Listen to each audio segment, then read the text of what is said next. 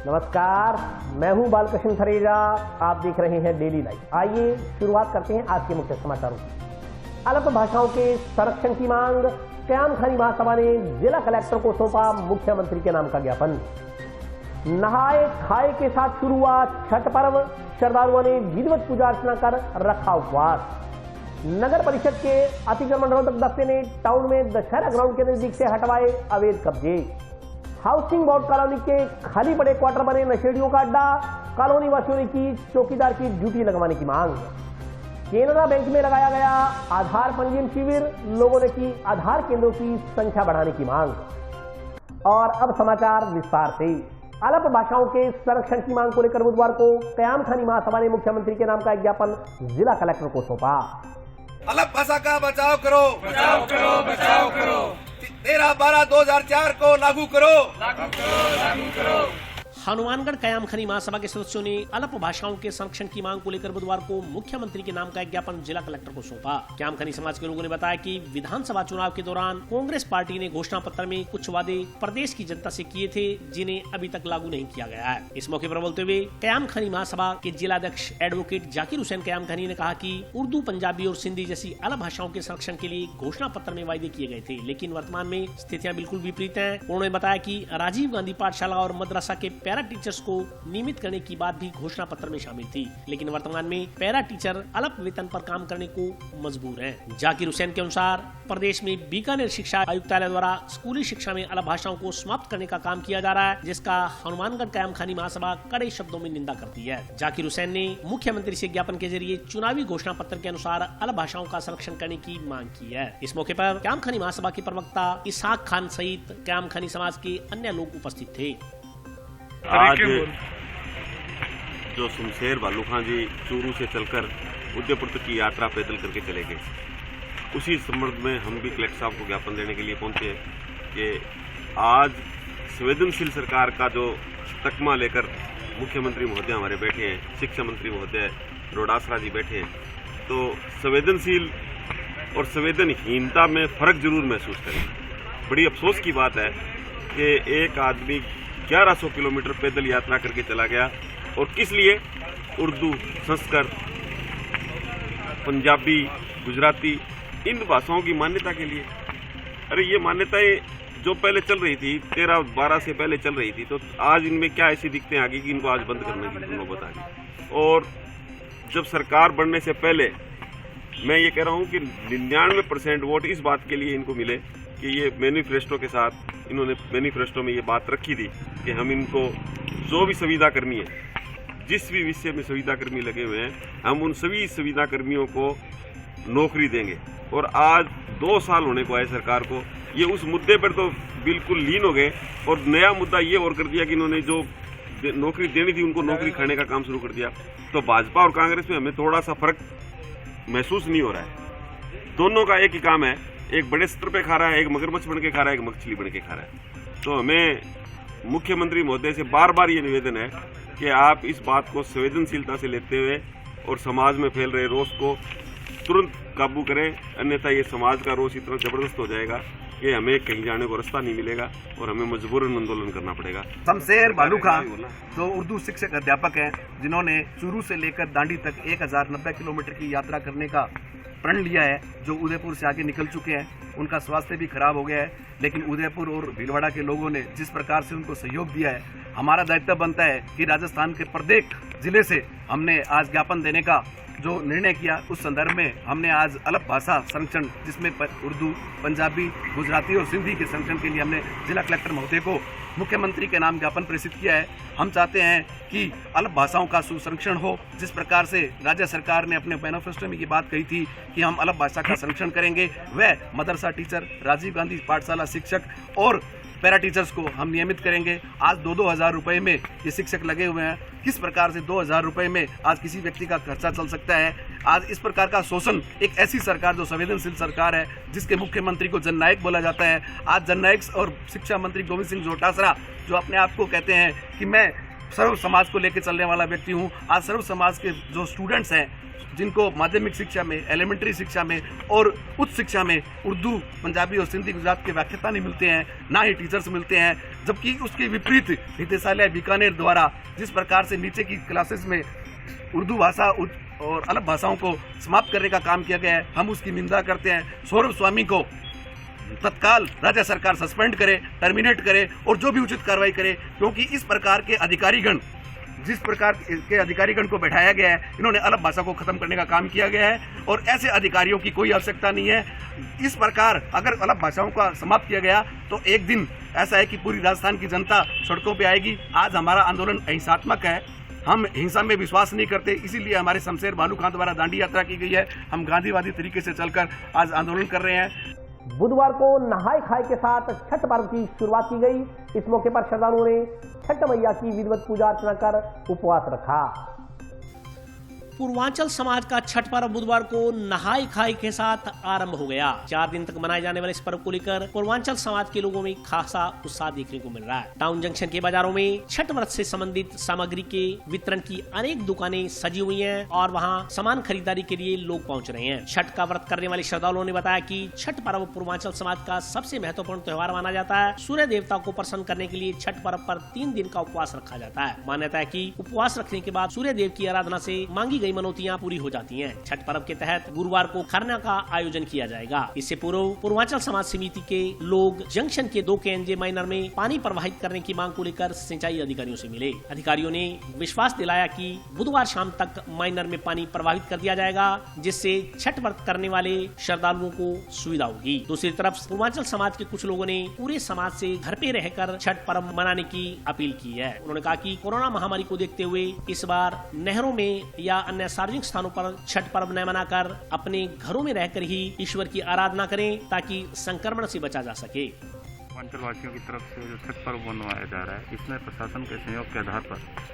वहाँ माइनर जो खाला है 2 KNJ वादी का, उसके अंदर पानी छोड़ा गया। अधिकारीगण जाके देखकर भी आए हैं। उस आधार पर जो छठ पर्व का है, व्रतधारी ही सिर्फ वहाँ जाके उस पर्व को मनाएंगे। किसी प्रकार की कोई भी दिक्कत ना आए, प्रशासन का सहयोग दें, यही हमारी सब बात है।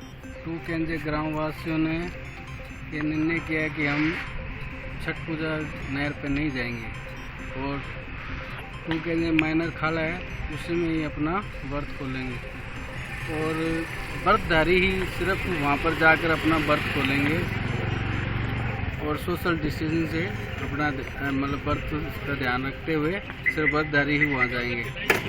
अधिकारी आज आके वहाँ पर निरीक्षण कर चुके हैं। पानी 2 KNJ खाले में आ चुका है। प्रशासन का हम पूरा सहयोग करेंगे। सोशल डिस्टेंसिंग के साथ चलते हुए ही अपने ये त्यौहार हमारे यूपी व बिहार के लोग मनाएंगे। 2 KNJ ग्राम पंचायत। यह जो छठ पूजा का महोत्सव जो हम बड़े धूमधाम से मनाते थे, लेकिन इस बार कोरोना महामारी की वजह से हमारी मिथिला सेवा समिति टाउन एवं जंक्शन सार्वजनिक छठ पूजा समिति की तरफ से सभी लोगों से मैं अपील कर रहा हूं, साथ में बैनर के हिसाब से, पम्फलेट के माध्यम से, होल्डिंग के माध्यम से और जहां तक संभवतः रिक्शा वगैरह घुमा रहे हैं कि किसी भी व्यक्ति से, किसी भी व्यक्ति से, सभी से यही निवेदन है कि वह कृपया घाट पे न जाएं और अपने घरों में ही यथासंभव रह करके छठ पूजा का त्यौहार मनाएं। देखो, छठ त्यौहार की मान्यता बहुत बड़ी है, सभी जानते हैं और समस्त देशवासी को पता है कि सूर्य भगवान एक ऐसे देवता हैं जो अन्न धन लूले लंगड़े इत्यादि सबको ठीक करने वाले, जो मांगते हो सब मिलता है। तो हम श्रद्धा भावना से घर पे करते हैं तो सबसे उत्तम है, वहाँ भी हमें ये चीज़ें मिलेगी। और सभी समस्त व्रतियों से हनुमानगढ़ टाउन जंक्शन एवं जो भी मेरी बात को सुनेंगे उनसे मेरा अपील है कि वह कृपया घर पर रह करके जो भी पात्र मिले पानी में खड़ा होने के लिए वो व्यवस्था करके और फिर छठ पूजा का महोत्सव मनाएं। नगर परिषद के अतिक्रमण रोधक दस्ते ने टाउन में दशहरा ग्राउंड के नजदीक सरकारी भूमि से अतिक्रमण हटवाने की कार्रवाई की।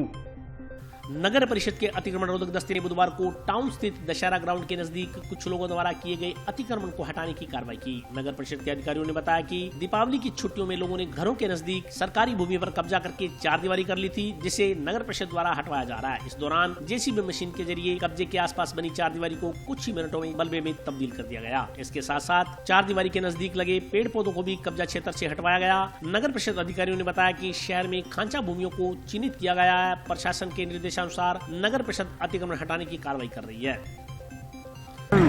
अतिक्रमण हो गया था, उसको हटवाया था अतिक्रमण, उसका मामला अभी कोर्ट में चल रहा है, लंबित है। अब ये नया अतिक्रमण फिर कर लिया था दीपावली की छुट्टियों के कारण, इसलिए इसको हटाया जा रहा है। और तो ऐसा कुछ नहीं है, आज सिर्फ ये हटाने का ये मैंने अभी नया अतिक्रमण किया। जंक्शन स्थित हाउसिंग बोर्ड कॉलोनी के खाली पड़े क्वार्टर नशेड़ी प्रवृत्ति के लोगों की शरण स्थली बने हुए हैं। ऐसे में वार्ड के लोग भय के साए में जीने को मजबूर हैं। जंक्शन की हाउसिंग बोर्ड कॉलोनी में खाली पड़े मकान नशेड़ियों का अड्डा बने हुए हैं। राजस्थान हाउसिंग बोर्ड की ओर से बनाए गए इन मकानों में अनजान लोगों का आना जाना लगातार बढ़ता जा रहा है। इससे स्थानीय लोगों की चिंताएं बढ़ गई हैं। कॉलोनी के लोग इन कारणों से खुद को सुरक्षित महसूस नहीं कर पा रहे। कॉलोनी वासियों का कहना है कि कई अज्ञात लोग कॉलोनी में आकर शराब सहित अन्य नशा करते हैं। विरोध करने वालों के साथ अभद्र व्यवहार व मारपीट करने पर भी उतारू हो जाते हैं। इससे वहाँ रहने वाले नौकरी पेशा लोगों के परिवार के सदस्य भय के साए में जीने को मजबूर हैं। ऐसे लोगों की आवाजाही से यहाँ के बाशिंदों का जीना दूभर हो गया है। कॉलोनी वासियों ने बताया कि वे पिछले 6 साल से हाउसिंग बोर्ड में रह रहे हैं। जब वे यहाँ बसने आए तो आसपास के सभी क्वार्टर आवंटित हो चुके थे। तब हाउसिंग बोर्ड के अधिकारियों की ओर से कहा गया था कि उन्हें यहाँ रहने में किसी प्रकार की दिक्कत नहीं होगी। तब गली में कुंजा की तरफ गेट लगा हुआ था ताकि निराश्रित पशु व आवारा प्रवृत्ति के लोग कॉलोनी में घुस न सके। लेकिन अब कुंजा के लोगों ने वहाँ कई क्वार्टर तोड़ दिए, गेट उखाड़ कर ले गए। उन्होंने चौकीदार को कई बार कहा, लेकिन कोई सुनवाई नहीं हुई। कॉलोनी वासियों ने चौकीदार की व्यवस्था करवाने और तोड़े गए गेट दोबारा लगवाने की मांग की है। काफी टाइम से हम आ रहे हैं, 6 साल से। और हमारे जब हम आए थे तो ये क्वार्टर वगैरह सब अलॉट हुए हुए थे। जब कहा था कि आपको यहाँ कोई दिक्कत नहीं होगी, हाउसिंग बोर्ड में खुंजा की तरफ गेट लगा हुआ था कि आवारा लोगों का ना आना जाना होगा, ना पशुओं का होगा, सब चीज़ें थी। पर धीरे धीरे यहाँ खुंजा वाले लोगों ने मकान तोड़ दिए। 2 तो हमने खुद देखे हैं, जो गेट उखाड़ के ले गए। जब यहाँ चौकीदार रखा है उसको बोलते हैं, कितनी बार तो मैंने उसको बोला है कि आप इनको रोको, तो कहते हैं जी हम तो कहते हैं, मानते नहीं है। ये सबकी मिली भगत है, इनकी केयर हो रही है, ना कुछ हो रहा है। दूसरी बात, हम यहाँ अकेले रहते हैं, अक्सर हस्बैंड बाहर रहते हैं काम से, तो इन मकानों में क्या है, लड़के भी आते हैं, बहुत से आवारा लोग रहते हैं, नशेड़ी भी रहते हैं। रोकते हैं तो वो सामने से चिल्लम चिल्ली करते हैं, बदतमीजी से बात करते हैं। तो हम यही डिमांड कर रहे हैं सरकार से कि या तो इनको हैंड ओवर कर दिया जाए, या यहाँ कोई ऑफिस वगैरह ऐसा बना दिया जाए कि यहाँ आवारागर्दी बंद और हम सुरक्षित तरीके से यहाँ रह सके। यह शून्य है फैसिलिटी के नाम से। जिस किसी की भी सरकार आए, सब आके तो यही बोलेंगे कि हाँ यहाँ गलियाँ सड़कें बनेगी, लाइटें लगेंगी, ये खुंजा वाली समस्या खत्म होगी, जो यहाँ पशु छोड़ते हैं सुबह शाम दोनों टाइम। और तो और ये जानवर जो मर जाते हैं उनको भी इधर ला के डालते हैं खाली मकानों में। उसके वजह से कितनी दुर्गंध आती है, कितनी बीमारियां फैलती है। इन लोगों को कोई मतलब नहीं है, ना सरकार इसके लिए कुछ कर रही है। इतनी परेशान हो रहे हैं, सारी समस्याएं झेल रहे हैं, बार बार जा रहे हैं। पिछले 2 साल से हम इस बात के लिए घूम रहे हैं, कोई सुनवाई नहीं हो रही, कोई इस बात पे सीरियसली ले ही नहीं रहा है इस चीज़ को। हम डिमांड ये करते हैं कि ये जो मकान है, या तो ये किसी को हैंड ओवर कर दे, यहाँ ऐसा कोई ऑफिस या कोई ऐसा चौकीदार बिठाए यहाँ पे जो इनकी केयर करे।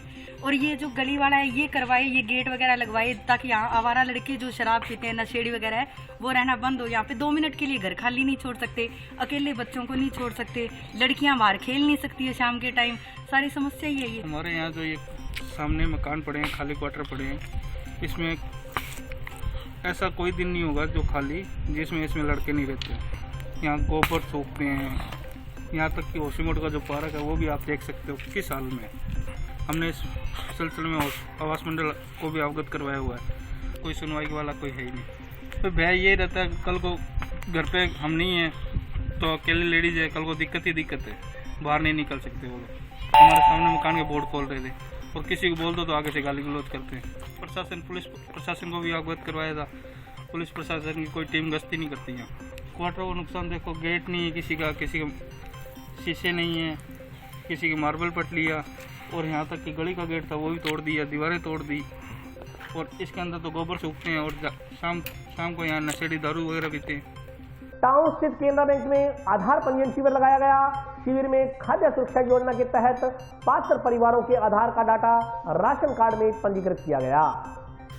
खाद्य सुरक्षा योजना का लाभ लेने के लिए अब राशन कार्ड में आधार कार्ड जुड़वाने की प्रक्रिया को अनिवार्य कर दिया गया है। एक परिवार के सभी सदस्यों के आधार कार्ड यदि राशन कार्ड में जुड़े होंगे तभी उनको पर्याप्त राशन उपलब्ध हो पाएगा। इसके तहत टाउन के केनरा बैंक में शिविर के जरिए आधार कार्ड की सीडिंग का काम किया जा रहा है। बैंक परिसर में आधार केंद्र पर राशन कार्ड में नाम जुड़वाने आए लोगों को काफी असुविधाओं का सामना करना पड़ा। लोगों ने बताया कि पर्याप्त राशन लेने के लिए आधार कार्ड की सीडिंग राशन कार्ड में करवाना अनिवार्य कर दिया गया है, लेकिन टाउन में केवल एक आधार केंद्र होने की वजह से मजबूरन लंबी कतारों में लगना पड़ रहा है। एक तरफ कोरोना संक्रमण का खतरा बढ़ गया है, दूसरी तरफ घंटों लाइनों में इंतजार कर रहे लोगों के बीच सोशल डिस्टेंसिंग बनाए रखना भी बेहद मुश्किल हो रहा है। आमजन ने टाउन में आधार केंद्रों की संख्या बढ़ाने की मांग की है। 9 बजे गया था, बच्चा बनाने लग रहे 3 बच्चा तो बना दिया, 4 का 3 2 रहे। कल 3 बजे आए थे तो इन्होंने कहा कल सुबह आना। सुबह आए तो अभी ये बोल रहे कल आना, कि मैं बार ऐसे थोड़ी दूर से आऊँगी तो मेरे को दिक्कत है। 2 बच्चे को इतनी दूर से लेके आना मेरे को बहुत दिक्कत होती है। आधार कार्ड बनवाना है दोनों बच्चों को, मतलब राशन कार्ड में जुड़ रहे हैं ना, इसीलिए हमें चाहिए जल्दबाजी। समय कम है सर हमारे पास, क्या कहें। अब हम रोज आके ऐसे दिक्कत में आते मगर ये तो सुनते नहीं है हमारी। ये नहीं और सेंटर सर वो बहुत दूर है, ये पड़ता है जब हम यहाँ आना। भीड़ तो सर अभी है ही नहीं फिलहाल, भीड़ इतनी। के नाम जोड़ने के लिए विशेष कैंप का आयोजन किया जा रहा है, इसमें जो राशन कार्ड में जिन बच्चों के नाम नहीं जुड़े हुए उनके लिए आधार कार्ड के लिए एक मैंडेटरी रिक्वायरमेंट है। आधार कार्ड बनाने के लिए कैंप का आयोजन किया जा रहा है। काफ़ी हमारे यहाँ बच्चे स्थित हैं और साथ में सोशल डिस्टेंसिंग का पालन होता है। लेकिन में आधार कार्ड का ये सेंटर एक टाउन में ये संचालित है। जंक्शन में कैंटोनमेंट के चट्टा में भी एक टाउन आधार कार्ड का सेंटर चालू है, इसके लिए आगे समय व्यवस्था की गई है। जब तक सर वैसे तो ये परमानेंट है आधार कार्ड का सेंटर, लेकिन राशन कार्ड में नाम जोड़ने के देखते हुए ये सबमिट किया गया है, तो ये वैसे भी नॉर्मल टीम में चालू रहेगा। और अभी वक्त ब्रेक का, हाजिर होता हूँ छोटे से मिनट के बाद।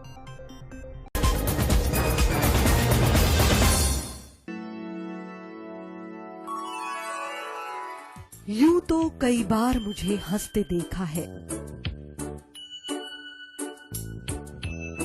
पर ये हंसी कुछ और है। ये गहना मुझ पर जचता है, पर ये महज एक गहना नहीं, ये रूपरेखा है मेरे मन की, हंसती खिलखिलाती लहरों की, जो आतुर थी अब तक मुझ पर सजने को। इसलिए ये गहना ही मेरा सच्चा श्रृंगार है, श्रृंगार है, श्रृंगार है।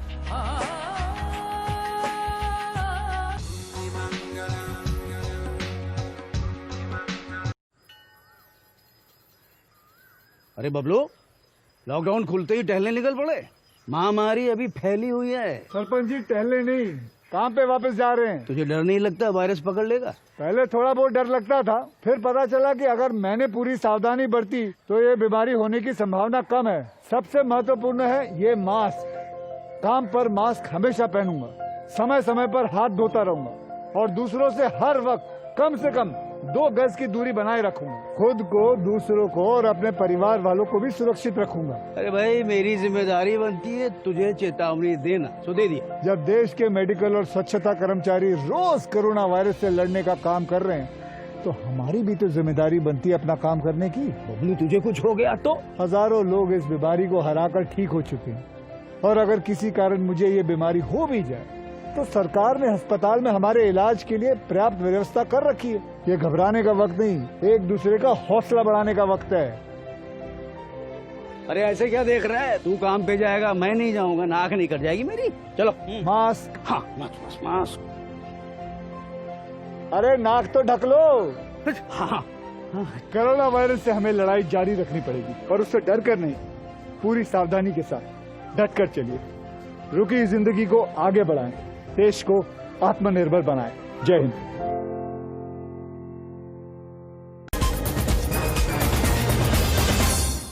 ब्रेक के बाद स्वागत है। आइए नजर डालते हैं अगले समाचारों पर। टाउन स्थित वार्ड संख्या 30 में सफाई की व्यवस्था सुचारू नहीं होने के कारण लोगों को परेशानियां झेलनी पड़ रही हैं। वार्डवासियों ने नगर परिषद से सफाई व्यवस्था दुरुस्त करवाने की मांग की है। टाउन के वार्ड संख्या 30 में जगह जगह पसरी गंदगी लोगों के लिए परेशानी का सबब बनी हुई है। वार्ड में नालियों की सफाई व्यवस्था सुचारू नहीं होने के कारण बीमारियां फैलने का खतरा बना हुआ है। वार्ड वासियों का कहना है कि जनप्रतिनिधि वोट मांगने के लिए तो उनके बीच आ जाते हैं, लेकिन समस्याओं के निराकरण के लिए कोई सुनवाई नहीं कर रहा। वार्ड के कई इलाकों में पिछले कई दशकों से सड़कों का निर्माण तक नहीं हुआ है। वार्ड वासियों का कहना है कि चुनाव के समय जनप्रतिनिधि बड़े बड़े दावे करते हैं, लेकिन धरातल पर ये दावे बिल्कुल खोखले साबित हो रहे हैं। नालियां साफ करवाने के लिए सफाई कर्मियों को कई बार फोन पर सूचना देने के बाद भी कोई समय पर नहीं पहुंच रहा। नालियों में पसरी गंदगी में गंभीर बीमारियां फैलाने वाले मच्छर पनपते हैं, जिनसे वार्ड की महिलाओं, बच्चों और बुजुर्गों में बीमारियां फैलने का खतरा लगातार बना हुआ है। वार्ड वासियों ने वार्ड की सफाई व्यवस्था सुचारू करवाने और वार्ड में नक्शे के अनुसार सड़कों का निर्माण करवाने की मांग की है। बीजेपी जीत के चल जाओ, वे भी कहते हैं हाँ करवा देंगे, कांग्रेस वाले कहते हैं हम करवा देंगे, जीतने के बाद सब उड़ जाते हैं। हमारी गौर करता नहीं है। नाली का कचरा बाहर निकाल दिया, वही उड़ के सूख के वही नाली में पड़ जाता है, नाली में पड़ता है। बोलते हैं तो कहते हैं हाँ टेंडर पास हो जाएगा, टेंडर पास होने के बाद में आप करेंगे, ये कर देंगे, वो कर देंगे। और भारत 10-20 साल हो गए टेंडर पास, अभी तो हुआ नहीं है। रूपनगर में जितना छोटा सा पैदा हूँ, आज मेरी 40 साल की उम्र होगी। ये कर रहे हैं, अभी साफ सफाई हुए, टेमो भारी जाड़ी निकले, नालियाँ साफ हुए। और कस्टमर को बोलते हैं कि हमारा वार्ड नहीं है, वो हमारा वार्ड नहीं है, तो वार्ड किसी का नहीं हो, किसी का हो, सफाई तो करो ना। तो घर के आगे कूड़ा काट देते हैं, नालियाँ काटते नहीं है, नाली काट दी तो उसको कचरा उठाते नहीं है, वो सूख के नाली में बढ़ जाती है वापस। ये उठाने आते ही नहीं है। समस्या तो ये सड़कें नहीं बना रहे हैं, साफ सफाई टाइम पे नहीं होती है, कचरा ही लोग उठाते हैं यहाँ पे।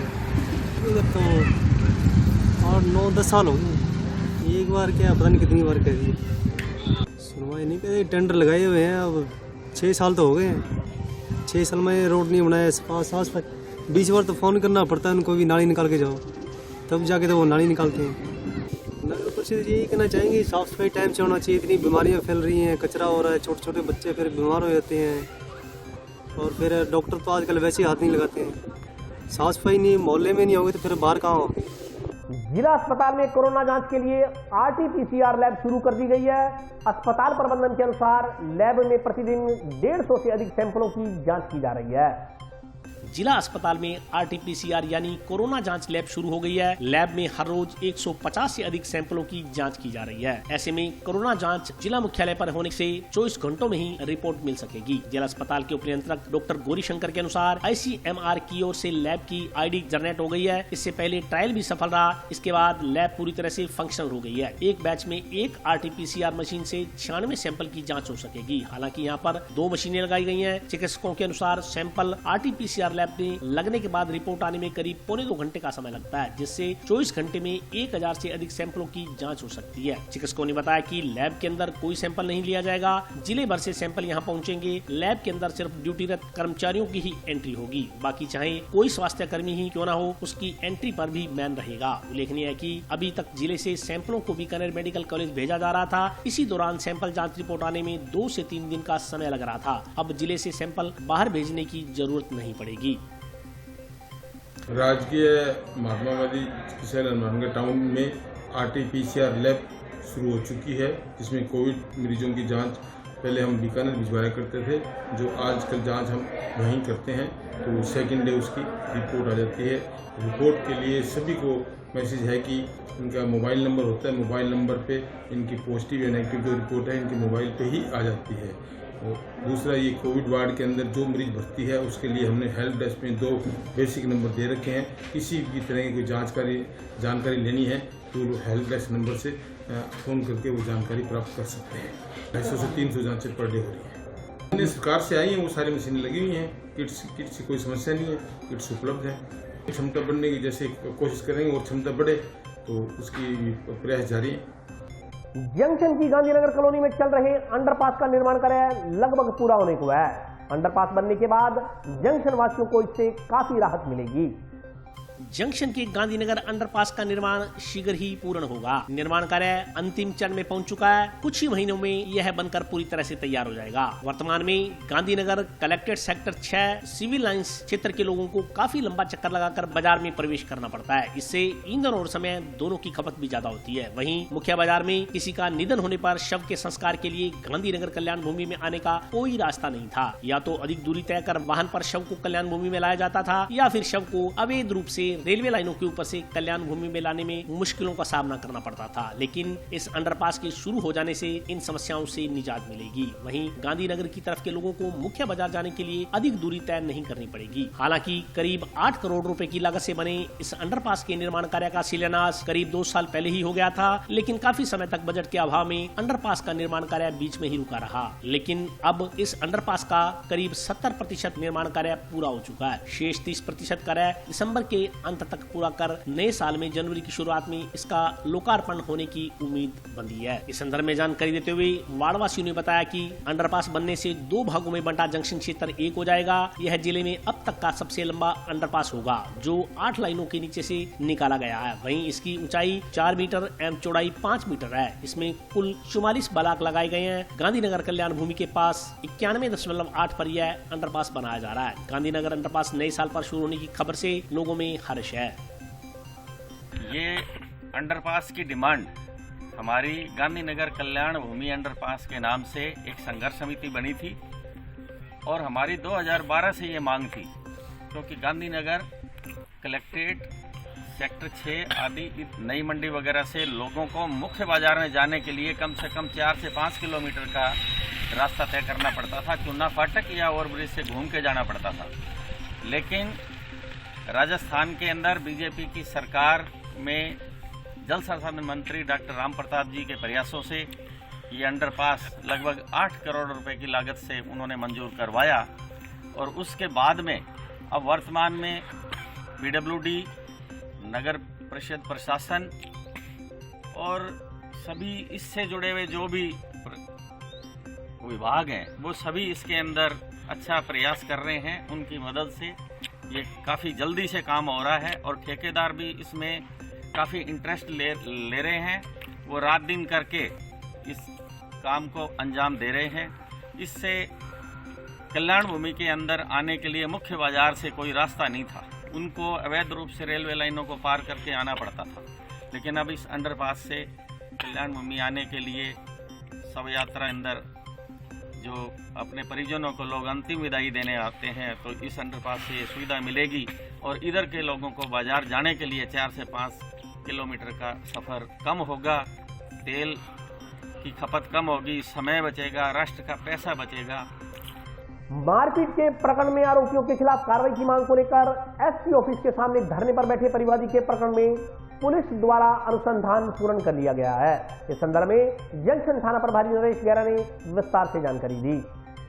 घर में घुसकर मारपीट करने के मामले में पिछले कई दिनों से एसपी ऑफिस के सामने धरने पर बैठे सुरेशिया निवासी परिवादी राजेंद्र कुमार के प्रकरण में जंक्शन थाना प्रभारी नरेश गैरा ने स्पष्टीकरण दिया है। थाना प्रभारी का कहना है कि राजेंद्र कुमार की ओर से जंक्शन थाना में SC/ST एक्ट के तहत घर में घुसकर मारपीट करने का प्रकरण दर्ज करवाया गया था, जिसकी जाँच SC/ST सेल के DYSP कर रहे हैं। उन्होंने बताया कि राजेंद्र द्वारा दर्ज करवाए गए प्रकरण के आधार पर पुलिस 5 व्यक्तियों के खिलाफ चालान कर रही है, जबकि परिवादी राजेंद्र कुमार का कहना है कि मामले में SC/ST की धारा को हटा दिया गया व अन्य मुलजिमों का चालान नहीं किया गया। लेकिन अभी तक परिवादी राजेंद्र कुमार ने प्रकरण में आने वाली किसी समस्या से पुलिस को अवगत नहीं करवाया। थाना प्रभारी ने बताया कि राजेंद्र पर भी अन्य विरोधी पार्टी द्वारा क्रॉस केस दर्ज करवाया गया है, जिसके आधार पर अन्य 5 लोगों का भी चालान किया जाना है। उक्त प्रकरण में क्रॉस केस दर्ज है। पुलिस ने अनुसंधान पूर्ण कर लिया है। इसी प्रकरण में एक व्यक्ति अभी जेल में है, जबकि एक अन्य की जमानत हो चुकी है। मुकदमे दर्ज हुए थे 415 नंबर और 423 नंबर। चूंकि प्रकरण SC/ST में दर्ज था तो इसका अनुसंधान श्री प्रशांत कौशिक DYSP SC/ST द्वारा अनुसंधान किया गया और बाद अनुसंधान जो पत्रावलियाँ श्रीमान SP साहब के आदेश से यहाँ थाना पर प्राप्त हुई और राजेंद्र के द्वारा जो मुकदमा दर्ज कराया गया था, जो अभी धरने पर बैठा है SP के सामने, उसमें 5 व्यक्तियों का चालान हो रहा है और उसका ये कहना है कि SC/ST की धारा हटा दी और कुछ और मुलजिम थे उनका चालान नहीं किया पुलिस ने और इस बात को लेकर वो धरने पर बैठा है। लेकिन अभी तक उसने कोई परिवार इस तरह का नहीं दिया कि उसकी क्या समस्या है। और दूसरा, इसके द्वारा ताला तोड़ करके उस मकान पे कब्जा करना, इसमें राजेंद्र और अन्य 5 का भी चालान हो रहा है। तो दोनों परस्पर क्रॉस मुकदमे हैं और अनुसंधान पूर्ण हो चुका है। उसमें चालान न्यायालय में पेश किया जाना है। इसी प्रकरण में एक व्यक्ति अभी जेल में भी है और एक अन्य की जमानत हो चुकी है। और आज के लिए बस इतना ही। कल फिर हाजिर होता हूँ नए समाचारों के साथ। तब तक के लिए नमस्कार।